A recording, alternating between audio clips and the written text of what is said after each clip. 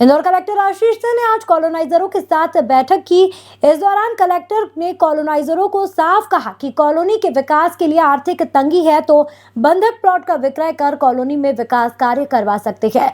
यह फैसला कॉलोनी में प्लॉट लेने वाले धारकों के हक में लिया गया। कॉलोनी के बंधक प्लॉट बेचकर कॉलोनी का विकास किया जाए, लेकिन विकास कार्य नहीं रुकना चाहिए, यह कहना था इंदौर कलेक्टर आशीष सिंह का। विभिन्न कॉलोनियों के रुके हुए विकास कार्यों को पूर्ण करने को लेकर मीडिया से चर्चा में कलेक्टर ने कहा कि कॉलोनाइजरों की बैठक कर उन्हें सख्त तरीके से समझाया गया कि यदि आर्थिक तंगी हो तो बंधक प्लॉट का विक्रय कर विकास कार्य करवाया जाए। उन्होंने कहा कि आइडिया से संबंधित कॉलोनी को लेकर भी यह योजना लागू है। कलेक्टर आशीष सिंह ने साफ कर दिया कि जिन लोगों ने पैसा खर्च कर किसी भी कॉलोनी में विकास के नाम पर अपने आशियाने के लिए प्लॉट खरीदे हैं, उन्हें जो विकास कागजों पर बताया गया वह विकास कार्य कॉलोनी में होना चाहिए। देखिए, निश्चित रूप से लगातार कुछ ऐसी शिकायतें प्राप्त होती हैं कि कॉलोनी विकास अनुज्ञा ले ली गई है, वहाँ पर लोगों को प्लॉट बेच भी दिए गए हैं, लेकिन विकास का कार्य जो है वो पूरा नहीं किया जा रहा है और रहवासी बहुत ज़्यादा परेशान होते हैं। तो एक नई पहल करते हुए जितने भी बंधक प्लॉट हैं उनको बेचकर विकास कार्य पूरे किए जाएं, इस प्रकार की योजना की शुरुआत करी गई है। पहले चरण में एक हम लोगों ने कॉलोनी ली है, उसमें FIR भी कराई है कॉलोनाइजर के अगेंस्ट में।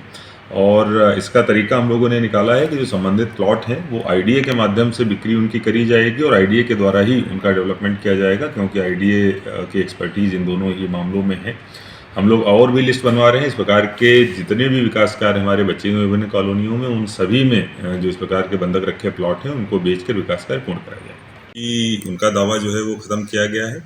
पात्रता योग्य जो कुछ लोग बताए गए हैं उनको एक बार और परीक्षण करके समिति सोसाइटी के लेवल पर आगे की कार्रवाई करनी बाकी है, लेकिन जो जिनको पूरी तरीके से पात्र घोषित किया गया है तत्काल ही उनका अधिकार वहां पर बनता है, जिसके आधार पर उसका उपभोग कर सकते हैं।